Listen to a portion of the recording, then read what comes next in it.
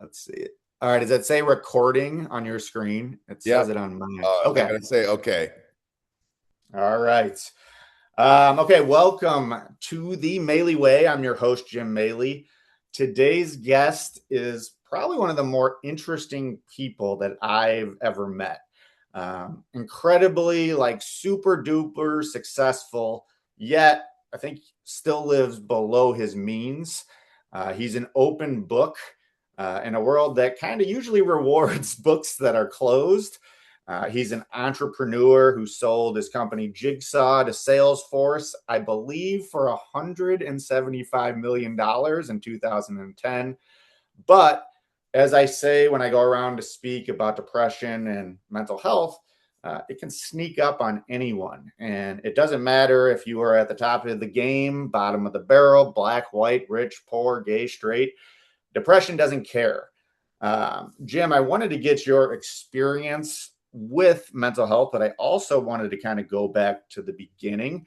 You know, I've heard some podcasts with the tech stuff, with the business strategies. I thought it was very interesting, but it's kind of been done. I want to talk more about your like personality traits, your emotional intelligence, grit, leadership, risk taking, all that stuff that helped you do that type of thing. And then how you kind of were able to kind of find happiness.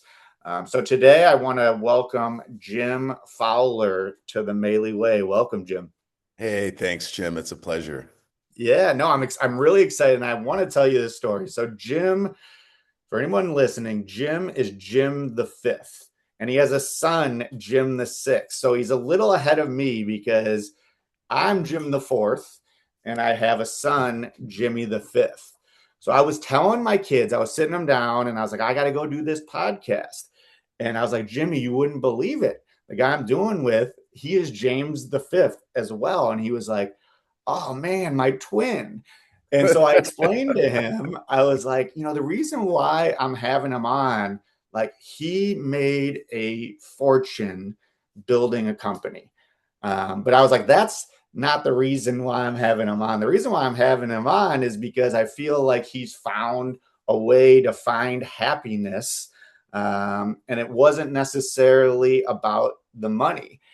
And my son, Jimmy, responded, and I thought this was great comedic timing. He goes, well, tell my twin I'll take a couple million off his hands to make sure he stays happy. And I was just like burst out laughing. I was like, that's good. I'm gonna tell Jim about that. Well, tell that brat that I made a 529 contribution for. I know, I did. Once he gets some good grades, we'll discuss. How about that? Awesome. All right, Jim. So here's how I wanted to start this. And this is kind of new for me. I want to start it this way because it's something that happened recently. And I think it kind of is a good analogy. So I want you, if you can think back to when you first started learning math, like when you were really young, like 10 years old, and you were learning how to, like, let's say you were learning how to add up 46 plus 46.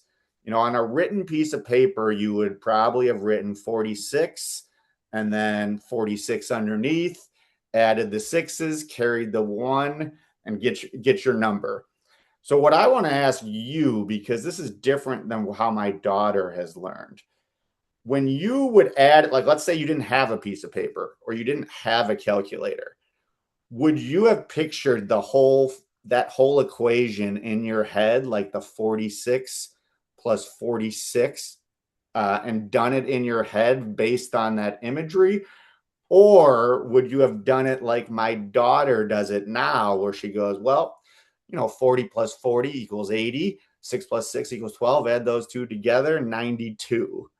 How do you think you would have done it back then? Back then, I would have done it the way that you said, the way we were Yeah. taught with carrying the one. But now I Yeah. would do it like your daughter does. Perfect. Okay. I'm glad you said that because every guy that I've asked this, I've asked my dad, he's a math guy, uncles, they all said the same thing. Like they would have done it that older way of doing it. And to me, it's like less efficient. It's not as easy than the way my daughter now does it. Do you remember when you learned that new way of doing that? Oh, goodness. I was certainly in my late teens or 20s at the earliest when I started Okay. thinking about that. Yeah, and to me, for me, like I didn't learn that really until my daughter started telling it to me. And even when she did, I knew it was better. I knew it was more efficient, and yet I still would find myself doing the other way. And Sure. I kind of compare it to like my kind of mental health journey where first I didn't have the education, then I had it and I kind of halfway bought in, then after like rock bottom, I really bought in. And what I wanted to ask you is there anything in your life like that, either in business, from the mental health side, where, you didn't have the education, you did it a different way, you found a new way, yet you still, it kind of took you a while to, believe in it, I guess. Boy, that's a good question. And I'm thinking, it feels like life has been one long road trying to do Right. that. I mean, I think that people that are happiest are ones that are curious, that try, that are, constantly trying to sharpen the saw, to use seven habits of highly effective people. Yeah. And I think throughout our lives, we go through places where we're really good at something for a while, but then maybe not. And then places where, wow, you're not that good at something, but then somehow you do. One for me, by the way, just as a quick aside, was math. I remember Yeah. I always couldn't stand it when I was in school and someone was smarter than me. I just thought Mhm. I would just be burning in class, and math was where it mostly happened, where there's some kid in the class that just got it before me, and it used to just irritate the tar out of me. And but as I got older, I started understanding math better. Like something happened in my brain. And I'm not sure if Yeah. I'm answering the question the way you're asking it, but I just think that life is a thing where you're gonna struggle. It's that Mhm. simple. And it can be physically, it could be mental. And but I just think that you gotta keep wanting to be open to how you solve that problem, and be Mhm. the way you learned it maybe not be the right way anymore. Just like us old guys, right? We're Yeah. learning so much from our kids, and Yeah. be open-minded to it. And that's what I think is going to lead to a better life. Yeah. Well, that's all. I mean, kind of what you said is like what I've gotten to you from you from our conversations is that you are a thinker, you're kind of a problem solver and a learner. Um, and I'm sure that obviously helped you in business, but it seems to be like you're not staying stagnant. Like you could have just continued to go on your way and do the same things over time, but it seems like you're still evolving, which I think is really cool to see because a lot of guys don't do that, especially men, I think. I would say that that's very true. I think men and women, but you're right, especially old guys. Yeah. You can get stuck in your ways for sure. And there's something to be good to, I'm a big believer in tradition, but I don't think that means stagnation. Right. Yeah, no, exactly. Um, so how did you, all right, I want to go back kind of like how you kind of grew up. Like what was the environment like? Like what out of that did you learn that helped you be successful? I would say the most important thing is I was lucky, to have two parents that really loved me. Hmm. I was, according to my dad, in a kind of a spicy story, my mom and dad met in high school. According to my dad, I was conceived in an orange grove. He he claims to know exactly where and when every one of his four children were conceived. I'm not That's sure. a talent to remember Oh, that. well, whether it's true or not, who knows? But Yeah. it was funny. But I was raised, even though my parents were babies by, modern thinking, at 19 years old, having their first kid. And unfortunately, they ended up divorcing, which was a really, really hard thing on any kid. Um, they gave me the most important things that any parent can give, in my opinion. And that is both of my parents loved me. And Hmm. both of my parents told me from an early age that, son, you have that unique, combination of smarts and leadership ability. You can do anything in this world that you put your mind to. And I believed them. I don't Yeah. think we're right at the time or ever, Yeah. but I really believed them. And I think that that sense of confidence, it's so important. And I think so that's really I could not be more grateful to my parents for raising me in an environment where you feel love and the fact that you can do whatever, even though we were a pretty poor family growing up. Yeah. That's all right. Well, and then I guess to follow up on that, like what was the thought on like learning and school and education? Were you a guy? Because for me, I was a guy who just figured out a way to get good grades. Like, but I didn't figure out how to talk to people, be a leader, be a guy who could joke around and kind of snap back into like, which I think is kind of more important than learning how to get the grade. What was your approach to like school at a young age? Yeah, I think there was a couple of different, I just was raised with this mindset that you're going to college. And Yeah. so for me, I remember when I was in second grade, I decided I wanted to go to Harvard. Hmm. By the way, I went to a party school, University of Colorado. So that didn't happen. But Yeah. in my mind, I just had somehow got the idea that Harvard was the best school to go to, the most elite. Yeah. And, I always had high, ambition, if you will. So I was, to me, it wasn't as much about learning for learning's sake as I recall as a kid. It was just much more about, um, you know, how do I achieve so that I can, achieve my ambitions, if you will. As a Hmm. quick aside, it's really interesting. So my son, as you mentioned, is the sixth. We have called him six since he was Hmm. young. When he was that age for me, we figured out that he had dyslexia. Hmm. And, at first, as a parent, you freak out and go, oh my gosh, it's going to be so hard. But it's really when I realized that what you learn socially in school is 10 times more important than what you Yeah. learn academically. And as parents, we freak out about academics, and I'm not saying they're not important, but I truly believe that the social learning that kids get is way more important when they're at that age. Yeah. And that's kind of what I'm trying to, because I think I found it later on for myself, but I'm trying to kind of really get after that idea with our kids. It's like, hey, I just want you to work hard, try your best. I don't honestly don't care your grades, but one of the best things I heard is one of my son's teachers was like, you know what? He just has this ability to kind of like talk and be social, but then when you say something to him, he's able to snap right back and focus.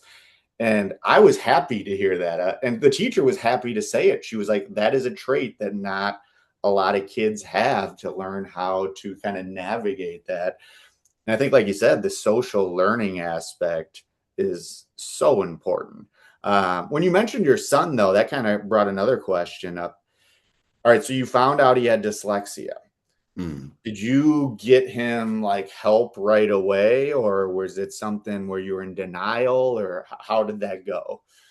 Yeah, we did. We got right on it in terms of, going, oh my gosh. And I remember thinking, oh, this is bad. But at the same time, like the teacher said, and it was in third grade, the problem we have is that if he has to read, he's the bottom of the class. Yeah, But if I read to the class, he's at the top of the class in comprehension. And I remember yeah, going, well, big deal then. I mean, we were in the Silicon Valley. I'm like, this yeah, is a software bug with his eyes.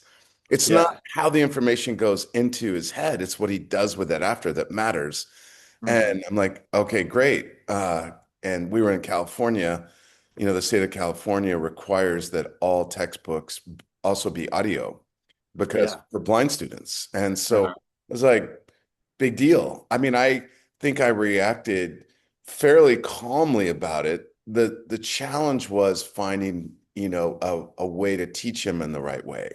Because I Yeah. think, you know, primary education is so structured, and it really made Hmm. me realize that finding more creative ways to teach kids with learning differences is critical. Yeah. Well, I mean, I think it's awesome too. Like as a teacher, there are some parents who, when their child has some sort of issue, they stay in denial about it and they deny it. They don't get, believe it or not, they don't get the kid the help they need. And by the time they do, it's a little too late. So I think it's speaks to your parenting, especially as someone who is super successful. I think sometimes the more successful people are, the more in denial they are about maybe something that their kid is going through. So kudos to you for that. Well, I wasn't perfect. And Yeah. hilariously, what I would get frustrated with is like, dude, you're using this as an excuse to get away Yeah. with as little as you can get away with, and that did not fly with me. So I Yeah. hope you're listening to this podcast because I'm saying Yeah. it publicly. That's phenomenal. All right. So then I wanted to get to, you went to University of Colorado, like you said, and you were on was it an ROTC scholarship I there? was Navy ROTC. Yep. Okay, so and I know you major. I love what you majored in terms of what you ended up doing. What did you major in again there? It was Central and East European Studies, Okay, which is basically a glorified history major. yeah, So yeah, I had a lifelong love affair. I started out as a business major. yeah. My like sophomore year, you start taking your real business classes, and I had to take accounting 101 and statistics 101. And I literally, it was like stick an ice pick in my eye. I'm like, I'm going to hire people to do this one day. And I Yeah. decided to major in something I enjoyed, which was history. And I have no regrets about it. Well, and it's obviously that is the logical choice to be an entrepreneur. You get Of that course it degree. is. I mean, I was going to go spend 4 years as a naval officer. So Yeah, I'll get judged on what I do in the Navy much more than what I majored in college. And that was ended up being very true. for sure. So how was that experience when you went to the military? Like, what did you learn from that experience that helped you later on? I truly believe that every single experience that all of us have is a learning moment. Sometimes we have this tendency to go, oh gosh, that was a bad mistake, or this is a bad mistake. And I just think it's unhelpful. Um, I'm not trying to hide from that. I'm just saying I think you can't change the past. So Yeah, trying to maximize what you got out of the past is key. And I wouldn't yeah, change the Navy for a second. It was awesome. I was a Navy diving and salvage officer. I grew up in Santa Barbara, California. I got certified as a scuba diver when I was 13. Ended up doing, mixed gas, deep sea diving and salvage, which is really fun. mhm, Got to see a bunch of the world. But mostly what I learned is, leadership stuff. It yeah, was about commanding a team of divers on a dive ship. And, when you're a young kid coming right out of college and all of a sudden you're in charge of guys that are usually older than you, much more experienced than you, that's like jumping into the deep end of the pool. So yeah, yeah, I learned a ton and it was a great experience. yeah. I'm sure you learn from people from all different walks of life, which I think sometimes for me, I grew up in Western Springs, Illinois. It was like, we were all the same. And it was nice. Like something like basketball was good for me because I was able to see people from all different walks of life when I was, on a team. And I'm sure the same thing happened in the military. You kind of got to learn from other people. Yeah, for sure. Yeah. It's a lifelong thing, regardless of where you are. Yeah. Yeah. For me, Sure. the hard part of the military, and I knew I was never going to be in it for a career, is even when you're, the best, it's still a structured growth. And, Yeah. there's like, okay, there's a window when you can go from being an ensign to a lieutenant junior grade, and a window from when you can go from lieutenant JG to lieutenant, and a window from there to lieutenant commander. So to me, that didn't really suit my personality. I was one like, hey, I want to be in more of a meritocracy, if you will. Not that it's Yeah. I not, was gonna. it's a structured. Yeah, I was gonna say that. So, like, that's probably one of the things that makes you a good entrepreneur is that probably was really frustrating. Like, you're if you're someone who's great at what you do, like you can't go right to the top. Or I mean, it's like that structured thing where you go into your own self. Not that you went right to the top. That's not what I'm saying. But like you could climb a little bit faster in the business world.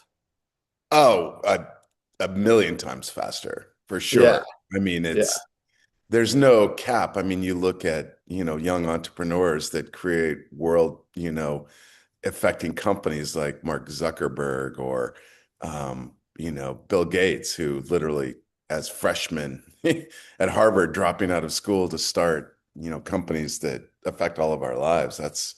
There's no, you can, you can move a lot faster and other things. But the military was an incredible experience. I wouldn't trade it yeah, for anything. I wouldn't go redo it if I had a chance. I learned such important things and made a lot of great friends and had a million great experiences.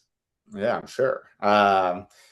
So you end up getting out of the military. I kind of want to get into like your building and your entrepreneurship side, not necessarily like we said about the tech stuff but more like what made you suited to do that? Like what were your qualities that made you suited to do that? And what maybe you had to work on? Yeah, yeah. Well, my first foray was a huge failure. Okay. A buddy from University of Colorado who actually ski raced for Colorado, also known Mhm. as Ski U. Uh, Yeah. he and I ended up owning and operating a little small ski area in North Idaho where he had grown up. And that was a great experience. We did that for 4 years. As soon as I got out of the Navy at 26, we basically did that until 30. And we failed. We had a great time, but we just were young guys that didn't understand some basic rules about how to run a business, cash Yeah. management being one of them. And so I think that from to be successful in business, you have to be really honest with yourself. Uh, Mhm. we were overly optimistic, and I think people that are successful in business look at the facts and go, "Wow, I have to address this." And you can apply this to mental health as well, I think Yeah. terms of, being in denial about what's going on in your business, just like being in denial about what's going on in your head and your heart, it doesn't help. All it does Yeah. is kick the can down the road and leads to, I'm going to use failure just because it's easiest when you put it in its harshest terms. Yeah. And so I think that, being really honest was helpful for me. I think grit, they talk a lot about the concept of grit, and it doesn't really Mhm. matter where in your world you are. Having grit, I think, really does help. It just means that you're willing. There's a lot of parts of life that kind of suck and are hard and aren't Mhm. fun. Every job has something that you don't really want to do. And I think successful people are ones that just grab it by the teeth and get it done as quick as they can so that they can focus on the stuff that's really fun and makes you want to jump out of bed. But I think Yeah. people that get caught up in the oh God, I can't do it. And by the way, when you're dealing with depression, and I know this from firsthand experience, Mhm. that stuff that requires the grit that you're just like, that's what keeps you down. Like, you just go, I don't think I can face that. But I still Yeah. think if you're successful, you find a way to just grind through that stuff. Being Yeah. smart. has very little to do with it. And I can, from person, I can tell you that's not my strong point. It's Yeah, you got to be smart enough, but I think, that just exactly like you were talking about the EQ side of it, like yeah, learning how to deal with people is far, far, I would take someone with high EQ and kind of medium to maybe above average IQ all day long. for sure. And how did you, I guess, how did you know that? Like, how were you able to discern? Was it in an interview process, or was it just you knew a person, or you got a letter of or a recommendation from someone you trusted? How were you able to get those people with high EQs? Yeah, I was successful because I hired a great team. I mean, Yeah, and really what I found is in the Silicon Valley in particular, which is where I went after the ski business, it attracts the smartest people from all over the world. yeah, And what I found is people that go to top schools, I call them immaculate sheepskins. I used Harvard as my second grade example, but you yeah, pick it.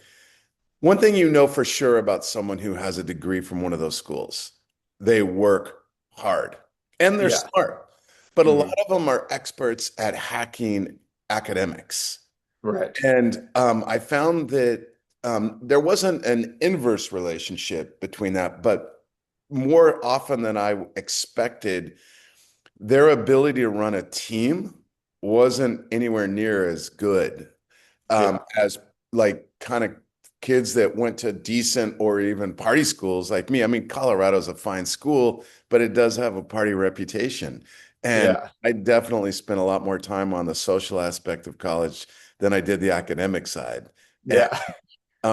but I But mean, that probably helped. That probably helped with your interpersonal relationships with people that you were working with. oh, for sure. I had, when I was in college, I was both in ROTC and a fraternity, Yeah, two wildly different, although male at that point, male dominated, concepts. But the whole point is that, I still graduated in 4 years. So it wasn't like hmm, I just, was Animal House or something. But what I'm just getting at is that really focusing on how you interact with others and understanding your strengths and weaknesses in that way is yeah, critical.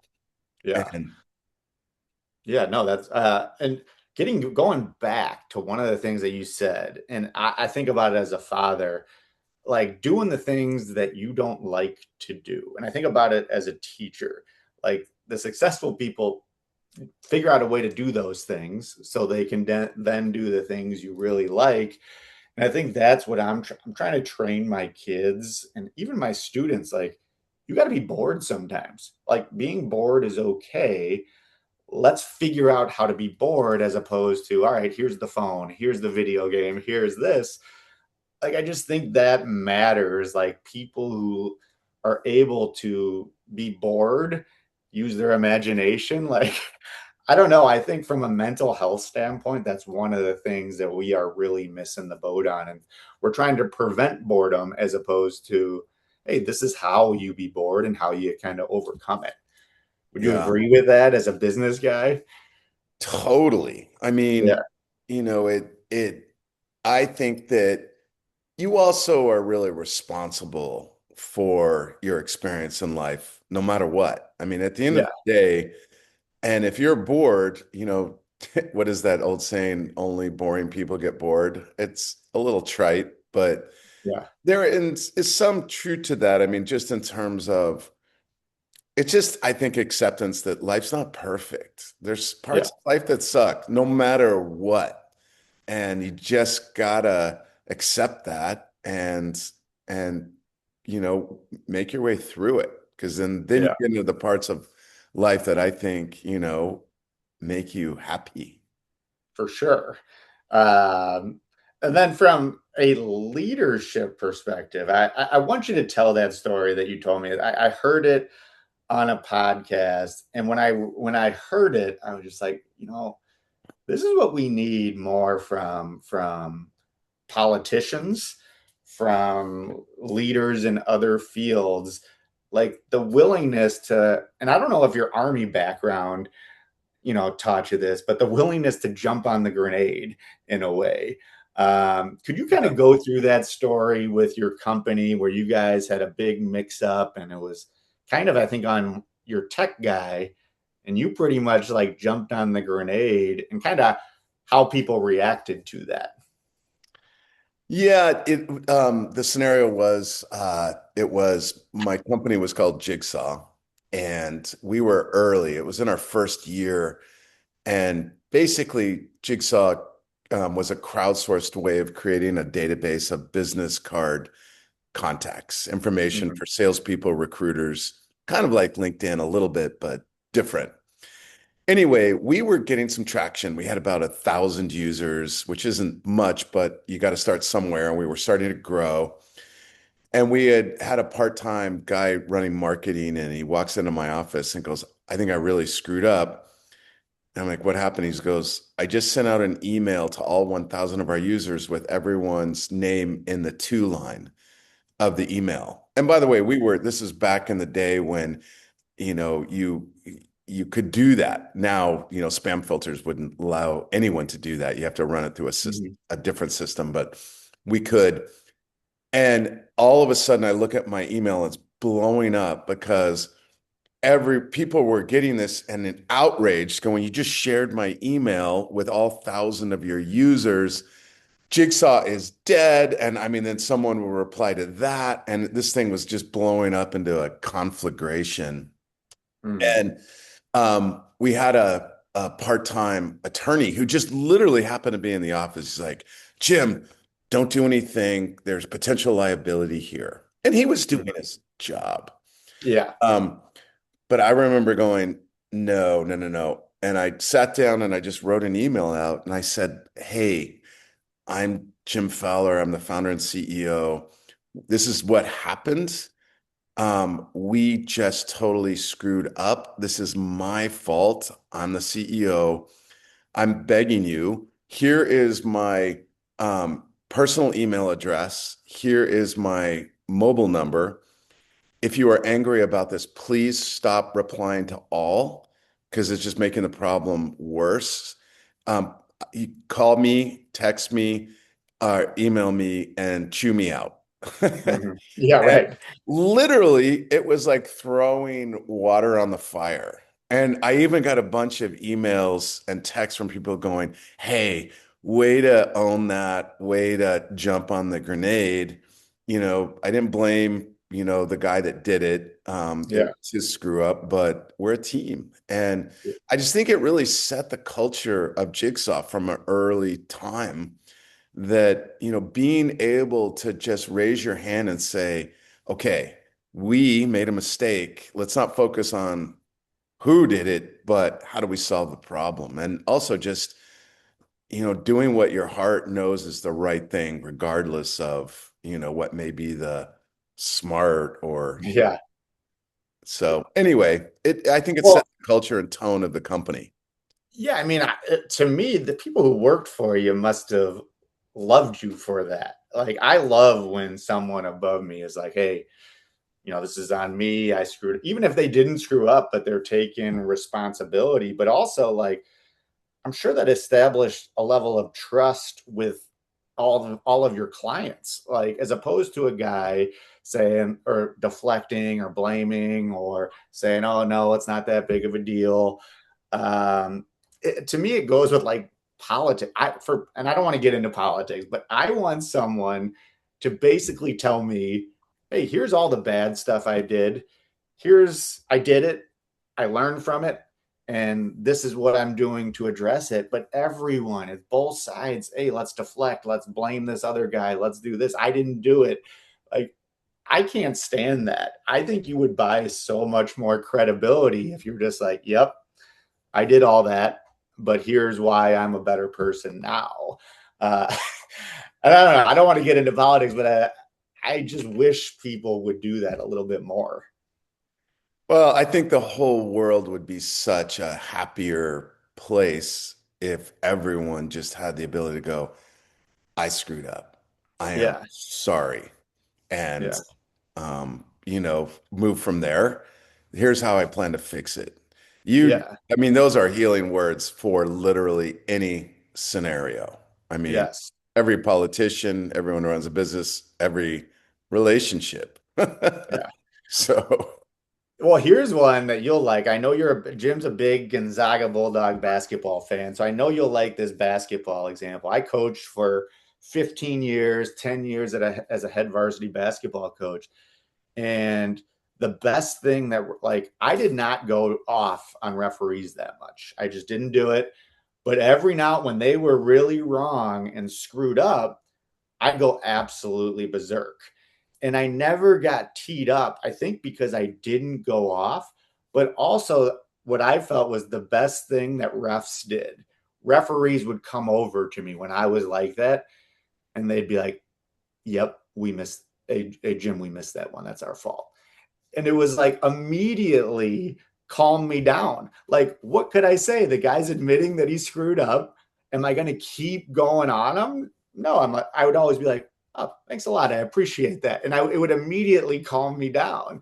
And like you said, I think in all aspects of life, that willingness to take a little bit of accountability would really help. yeah, yeah. Well, have not always been successful in that. Yeah. Uh, Yeah. in business, I sure Yeah. was, that's for sure. Well, even that, even admitting that you haven't always done that, that's still taking accountability as opposed to saying, "Oh yeah, I did that right all the time." You know what I mean? Yeah, yeah, yeah. Yeah. All right. So you build this company. We don't necessarily have to go, but you end up building it, and you have the opportunity to get out for a huge financial gain, and you do it. And when you do that, when you sell the company for that amount of money, like what was the first thing that went through your head? Yeah, it was, I'm very proud of it. We had about 150 employees when we sold in 2010. Mhm. And it was a life-changing event. It was a life-changing event for, a bunch of us. It really, it's the classic Silicon Valley dream. It was fun. I mean, it Yeah. was really, really invigorating. I'm sure that, people that, accomplish great things in sports or, anything. And by the way, it was, lots of companies. This would be a tiny deal now, but in 2010 Yeah. it was more of a fun thing. It was super gratifying. I mean, we humans look at things and, I think it's one of the things that separates us from maybe other animals is that, we have this mental concept of, wow, I wrote a novel that everyone wants to read, or I'm a great chef, whatever that is, it's very gratifying. Mhm. But I think the thing we all have to look at is there's a lot of luck involved in that. Yeah. Yeah. But No. what I found was very quickly, much sooner than I thought, um, I started experiencing the opposite effect of that. Mhm. And I had had some underlying things in my life which weren't making me necessarily happy. Yeah. As soon as that happened, the way I describe it is all of my excuses for not being happy went out the window. Yeah. Oh, if I just had more money, I'd travel more. I've had a lifelong, huge case of wanderlust. And, Hmm. oh my gosh, if I could just travel as much and whenever I wanted, then I'd be happy. Or Yeah. if only a lot of us have that in our minds. Oh gosh, when I retire, I'll be happy. And Hmm.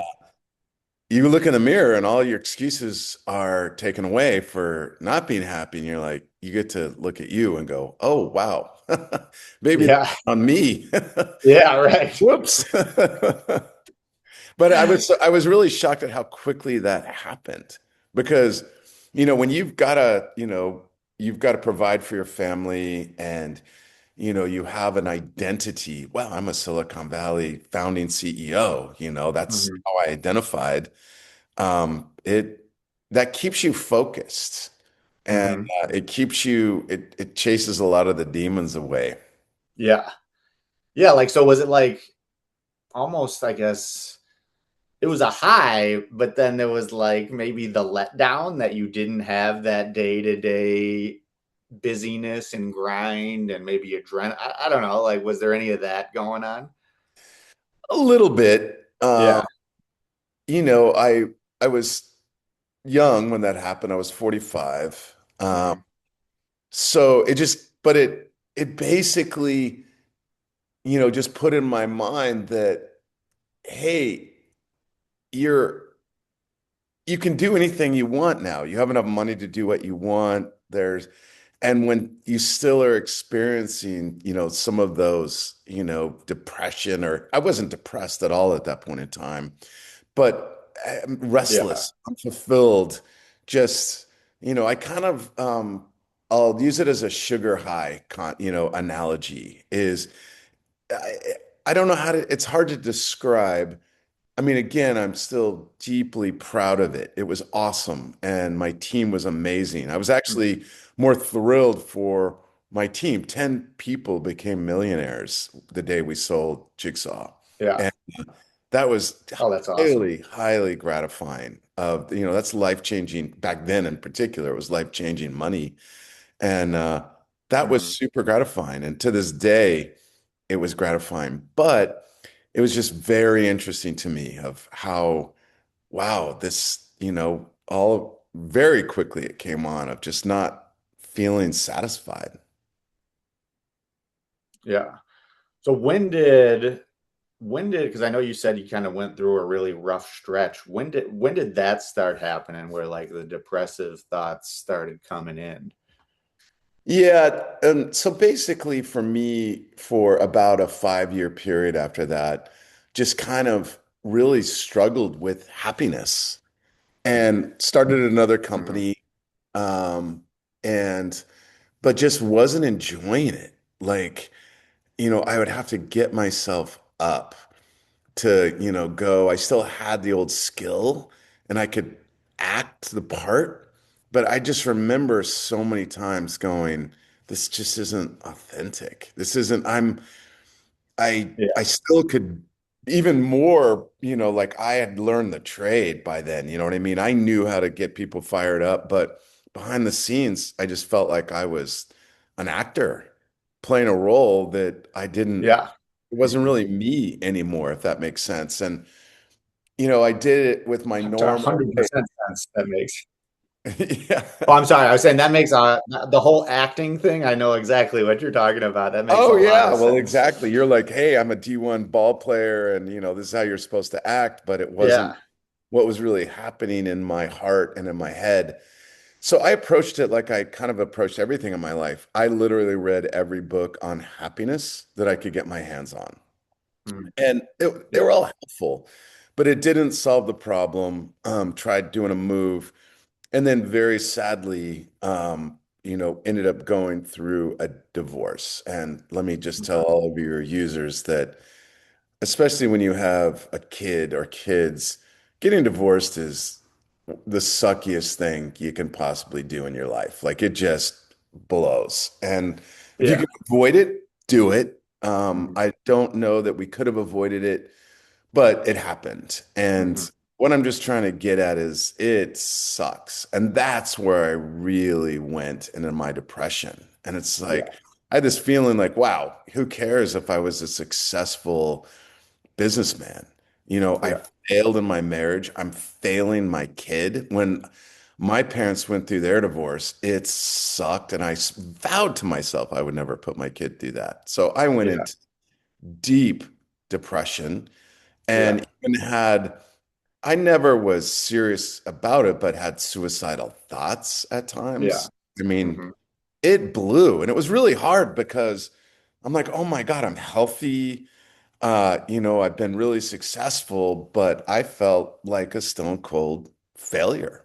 It was Yeah. the worst time of my life by far. And then that was like the first 5 years was just kind of devolving into that. The next 5 years was climbing out of it. It was like a 10-year period of my life where Yeah. I was pretty damn it wasn't great. Now, when you were going through it, did you know that's what it was? Like, were you able to identify, like, shit, I'm in this depression, or at the time, was your mind just not able to kind of understand that? Yeah, knowing your story, mine was different. Okay. You went through, well, I think you started when you were young, and I know it Right. happened later. For me, I was really aware.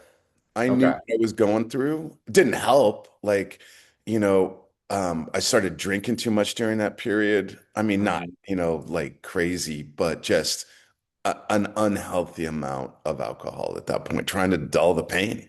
And I Yeah. knew it at the time, but I was still proactive about it. Uh, Yeah. but it was still hard, and I'm not sure looking back that there was a whole bunch I could have changed about it. There were, but I was Mhm. depressed. I mean, the hardest part about depression is you lose your energy. Yeah. And you just like things that, I mean, I used to have the enough, ambition for 10 people, I thought, I mean, Yeah. I remember once asking one of my employees, it was talking about fire in the belly. And I said, Sarah, on a scale of 1 to 10, how much fire in the belly do I have? And she laughs and goes, oh my God, 14. But my fire in the belly during this time went down to like two or, Yeah. I mean, it was crazy how it worked. Well, now you said that's what I always say. Like, you said that was the hardest part. Like, I always say that too. Like, the hardest part for me was not even like the suicidal thoughts. It wasn't all the negativity. It wasn't that like it was the end of the world. It was one, I was absolutely exhausted. And then two, for me, I always thought of myself as a rational decision maker. And when I was going through it, I could not, things that would take me normally like a couple minutes were taking me hours. And I'm having Katie sitting right next to me trying to help me do a practice plan for a basketball practice, something that I could get done like this. And I couldn't even put the words on the paper. And to me, that was the hardest part because it was basically taking away my ability to think. Did you ever have that too, with like the thoughts going through your mind at all times and it slowed you down? Yeah, I don't believe that I had depression as deeply as you did. But again, no one knows what's in someone else's mind. I Right. the reason I say it is for me, it was a degree of I could still get up and do things. I just did them so much less and I just didn't care. And I'd be like, I know I need to do it. There was this stupid game on my iPhone, on my phone that I would play to like Hmm. dull. It was called Civilization. Some of you may have played it. And I don't know how many hundreds of hours I spent on that game, just because I didn't feel sad and I didn't feel dull, ennui, that kind of boredom. Yeah.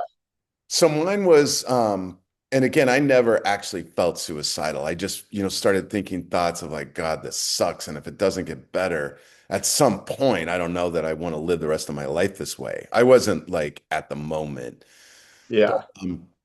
it just, yeah, you just feel tired. You're just, to me, it wasn't like, oh God, I need to sleep. Like I couldn't sleep. I'd sometimes go, okay, I'm gonna just take a nap, and I just lay there. But then the thoughts would all come back, and it was just so hard to get out of these negative loops.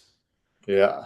That was the worst part of just Yeah. like, oh my God, I'm in a negative loop, but I just had no way to get out of it, or Yeah. I felt like I didn't. Now, was this something, did you ever have any history with this in the past, like when you were young growing up, or was this really the first time that you dealt with it? It was really the first time that I had really dealt with it. I mean, going through my parents' divorce sucked. I do remember having anxiety then. My Yeah. dad recognized it. It was awesome.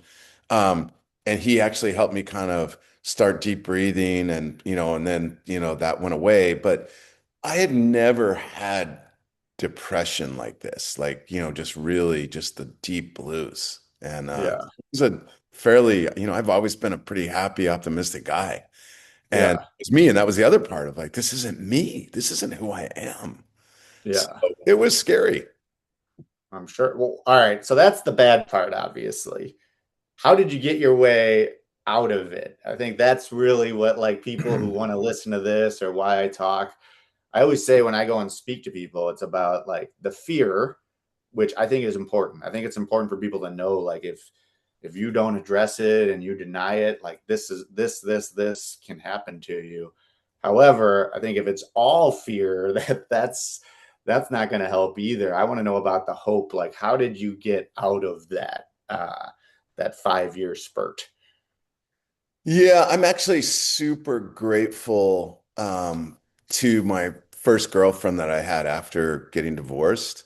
Okay. She was an elite athlete. In particular, she was a bicyclist. And I remember during that period, I'd done some, Olympic distance triathlons, no Ironman stuff. And, I was a good athlete. I was a Navy diver and, never Hmm. had gotten too far out of that. But I definitely, was drinking too much and, a little bit pudgy, Hmm. just not in shape. And Yeah.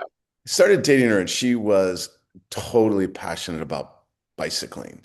And I had, Hmm. like, right, before we had started dating, I'd gone on a ride and, it was just that on way that just, oh God, this is boring, everything sucks. And I don't really like biking. Well, I start dating her and, go on a couple rides. And I remember looking at her, I will never ride a bike for more than 2 hours at a time. I get, Hmm.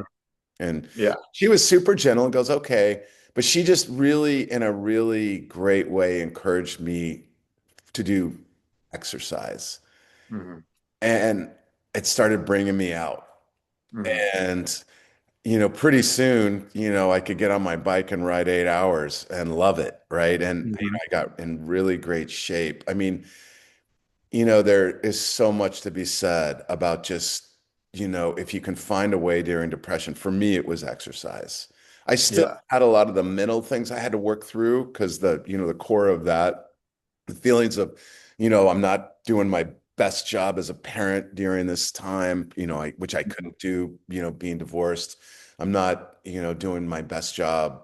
But everything got better almost in direct proportion to heavy, intense exercise. It just kind of like burned that out of me. And I know there's a lot of ways out of it. Everyone's got, different ways. But for me, I'm forever will be grateful to her for in a Hmm. very kind, gentle, encouragement, not, making me feel bad, just gentle encouragement that just got better and better. So mad respect. That's awesome. Yeah. Now, did you do any sort of therapy or anything, or was it more like the self-care exercise type stuff? Yeah, no, my two best buddies from college, um, in particular, but all of my close circle of friends, but two of them in particular were my free therapists. Yeah. I I could literally tell them anything. Yeah. They knew me, they knew me from, 18 years old. I met them both my freshman year, first day of college on the same Yeah. day. And so I would say yes. I think that you have to have someone you can talk to and Yeah. someone much more importantly that you can tell anything to. And if a Hmm. friend, if you feel comfortable enough to tell a friend anything and they can talk to you in a non-judgmental way, Yeah. good. But if I would not have had them, I would have got a therapist for sure. Yeah. Well, it's funny you say that too, because I feel like, especially for men, I think the relatability, like you have these friends that you can talk to, or like when I did the therapy thing, and it helped a little bit during like that COVID era, but most of the time it wasn't as helpful. But what I have found is when I go and speak in front of groups of people, or like just me and you talking right now, or when I started having these podcast guests on, which first of all, I can't believe I do a podcast. Like that was never one of my thoughts. But like I get that level, like that therapeutic aspect from just talking. And it was something that I would have never done 15 years ago. It seems like you kind of had that with your buddies who you could really relate to. Yeah, I also did, but kind of as a last ditch effort to save our marriage. We both went to this thing called the Hoffman Institute. Okay. And that's where, as a guy, I really learned something. And that was you can't help how you feel. And, Yeah. as Western men, we're really taught, oh, feelings are for sissies. It's not Hmm. masculine. And what I really learned was, I had anger issues, not physical ones, but just, Hmm. and I felt it was unskillful. Um, Yeah. and I remember being, doing this um, you know, exercise during that week-long class and figuring out why I was getting angry. And my instructor, who was a man, goes, "You're missing the most important part of this vicious cycle that you're getting into, which is you're getting hurt." And I was like, "What are you talking about? I don't get Hmm. hurt." I mean, I was Hmm. indignant. And he goes, "Yeah, yeah, you are getting angry because you're getting hurt." And once I really understood that, and I Hmm. would go back to, say, my son or future relationships, um, and go, "Hey, instead of you're pissing me off, you say, you're hurting my feelings." Hmm. And the way that my hurt feelings manifest is anger. Many men are this way, by the way. Oh yeah. Women, many women manifest their hurt with tears. And men look at it, Yeah. and go, "That's weak. Oh my God, can't pull yourself together, woman." Yeah. Guys go, "Oh, I'm not getting hurt. It's because, Hmm. she or he or whomever it is doing something." And especially with our loved ones was where that hurt. I never ever got hurt in business. That's the funny thing. You didn't, Yeah. it was very rare that someone could hurt. It was just business. This person's not doing this on purpose. It's just who they are. Hmm. But when it's a personal relationship, and that was just a huge learning experience for me of understanding you can't help how you feel. You can help Yes. how you react to that, but you can't help, you have to feel those feels and then Yeah. calm yourself down. And then, once I learned, well, I'm still learning how to do that, but I'm Yeah. finding that once you understand how the game works, it becomes so much easier to, try to change behavior a little bit. And I think Yeah. it's led to more happiness for me anyway. Yeah. Yeah. And I know I talked about this with you in Arizona, but one of the things, I do this mental health podcast, but then I had Katie on the mental health podcast to kind of talk about, how it was for her during those times. And then the guy who kind of produces the podcast was like, I think Katie needs to be on it more. So then we started this like husband wife, we call it I love you, but. So basically, it's like Seinfeld. You air one grievance at the beginning, and it's kind of like, I don't know. It's like, I can't explain it. It's almost like couples therapy. We have one day a week, which with 4 kids, it's hard to find that time. One day a week, we sit down and we just talk for an hour. And a lot of it's humorous, like we joke around a lot, but I always tell people, I'm like, I think more people should you don't have to post the podcast, just record a podcast, just talk back and forth with each other. It's been super, super helpful for us. Not that we were struggling, but it's been fun, like, and it's been enjoyable, kind of talking with my wife, which I have a hard time doing. Well, every couple, every relationship has some struggles, some things Yes. that, aren't perfect. And also Yeah. you both have to sort of be on your best behavior on a podcast. So For sure. Yeah, we're not it's we're not going way deep into the things that really it's bother it's us. got some good guardrails, but I hear you 100%. Just talking, it's all good. That's great. Yeah. All right. I want to respect your time, but I just want you to talk because now that we're talking relationships, would you be willing to talk about your third theory? Because I think it's a good concept. Yeah, so what a lead into this is also what brought me out of my um my depression was having goals that really felt authentic. And I Yeah. had started another company after Jigsaw that we did sell, but I wouldn't call it a huge success. I wouldn't even really call it a success at all. Um, Yeah. it wasn't a failure, but in the Silicon Valley, something that's not a success is a failure. It has Yeah. higher standards. I mean, it was really something that could have been much more if I would have been able to put my whole heart and soul into it. Mhm. But what I found was I found a passion um, that has big goals attached, and I started doing long distance bicycle riding, touring. Mhm. And Yep. so my first big one that just got me hooked, hook, line, and sinker was I rode the Tour de Afrique from Cairo to Cape Town on a bicycle. Wow. And oh, it was so great. I mean, it was a 4 month trip, it was a guided trip, but you sleep in a tent for 4 months and a Yeah. bunch of, remote places in Africa. And it was the best thing ever. You don't, Yeah. leading a simple life is the greatest. And Well, Jim, that's what I was going to say to you. Like, how many guys who sold I don't think there's a lot of people. That's why I really respect.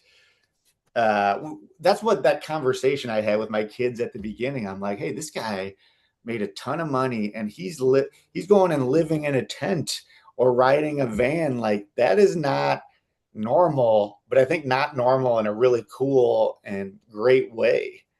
yeah, thanks.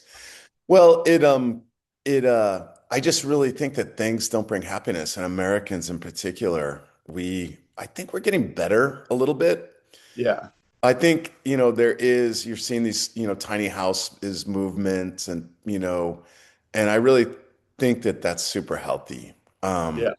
but that said, that's not really the purpose of this podcast. The thing Yeah. is I'd had a couple other relationships after, the woman that I'm so grateful to getting me, out of my depression. But I still hadn't found, I was frustrated with, gosh, I'm a successful business guy. How do I apply that to being successful in a relationship? Because I really like, I don't dating, especially at my age, blows, let me tell you.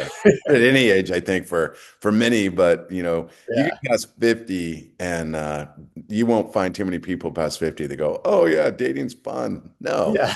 It's not how it works. Um, but I just really started saying, wait a minute, when you start a business, you think about it up front. Very few businesses can just start with no idea. You have a vision, you have an idea, a plan, and you go execute that plan. And I Mhm. think, so many of us just react 100% to our romantic relationships. And my last big ride was I was doing a ride from Cartagena, Colombia to the Mhm. Ushuaia, Argentina. It was a 5.5 month ride, similar to the Tour d'Afrique. It was great. Yeah. Oh my God. And I mean, it's just a big goal. But I had hours and hours to think about, okay, what if I could go onto the whiteboard and just sketch out my perfect relationship? What would it look like? And on a scale, I think everything's a spectrum. Sexuality, everything is on a Mhm. spectrum. And this spectrum I'm thinking about is, the nomad versus homebody spectrum, right? Yeah. And like there are homebodies that literally, barely want to go to the grocery store. And then there's total nomads that could sleep in a different bed in a different place every night of the year. I'm almost at the far end of that, nomad Mhm. spectrum. Yeah. And but most women are not like that. So I actually Mhm. just started thinking, how can I structure a relationship that will work for me and will be long term? Yeah. And I came up with this a third concept that I thought, oh, this is crazy talk. It'll never work. And Mhm. the idea would be, hey, I don't really care about a home. Home's probably much more important to you. I date women, by the way, as you probably have Yeah. figured. So, Yeah. but and not that that matters. I'm just saying that, every woman I've ever dated, home has been much more important to them than it was to me. I'm like, I Yeah. will spend a third of our time at home, and whatever that is, I'm really cool with it. Then we'll spend a third of our time traveling together. But the key operative word is traveling, like Yeah. not going away for the weekend. I'm talking about going to Antarctica or something, right? Yeah. Some Right. big travel. And then a third of the time, I need to be able to go on my bike rides, or Yeah. I need to go on a trip with my son or do a bro trip or whatever. But that's a lot of time to be apart. And I Yeah. thought, oh, there just won't be, women that are into it. And I was really surprised to come back and, be very upfront about, hey, this is what I'm looking for. And I think a woman younger, especially if you're going to be raising a family together, would go, no, no, no, Yeah. it's not going Yeah. to work. But once, and you have to be realistic about where you are. But at my age, when the women I date, their kids are, have left the nest like mine have or whatever, a lot of women went, I like that. Yeah. Right. Yeah. And, I'm in a relationship now where I'm with a woman that I told her that literally on our first date, and she goes, that doesn't sound bad. That doesn't scare me at all. Yeah. And I just think the key is being really clear about what you want and what you Mhm. need to make you happy. Yeah. And if you do that, it can really work. So again, don't be taking any relationship advice from me because not yet anyway. But also saying that I do believe that being very clear about what you want and making sure you've got a plan to get there is really key for anything, whether it be business or a relationship. Yeah, and going back in my head about what you said earlier, like the importance of business. Like you said, you were honest. Like that really helped you. You were an honest person. I think being upfront and honest from this side is kind of incorporating that value into, the relationship side as well. Yeah. And I think Sheila, so my mother-in-law, when you were talking about this at the pool, and I was like, well, how do I do that as a 40-year-old with four kids? And she brought up a good point. She's like, well, that's like Kate, because Katie does a great job of like going on girls' trips, going on. Now it's not a third, but But you can't. You she can't. does, yeah, she does things on her own. And it's something that I need to get better at. But this is part of like what I'm doing now. Like this can be part of my third, or when I go and speak and I have to go to different places, like I get something out of that. And I'm never going to get to a third, but I do agree with you that it is nice to kind of have that in mind as you're with a relationship. If you're with each other all the time, it's not going to work. Yeah, I think that every person is different. I do need a lot of alone time, even though I'm Yeah, super social. Like when I want to go do these things, I just think that, you have to just be really clear. I mean, again, you asked me why I was a successful businessman earlier, and it hmm was because I had an idea. I kind of put together a plan. I was super flexible when things didn't work, I always had okay, this is where I want to get to. And here's kind of my plan for, the first step of it. But oh, wait, that didn't work. I got to turn, I got to zig here. No, now yeah, zag. And being really flexible about, when that, but keeping a clear long-term vision and goal and sticking to it, not getting knocked off. It's the same thing, I think. And again, you can apply that more to a relationship. And, yeah, as long as everyone's really clear, I think that it really works. yeah. No, that's Sure.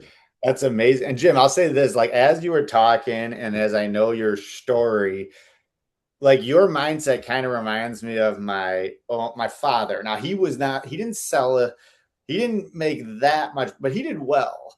He did well, but I think what he like kind of ingrained in us at a young age, like we kind of lived in a small house.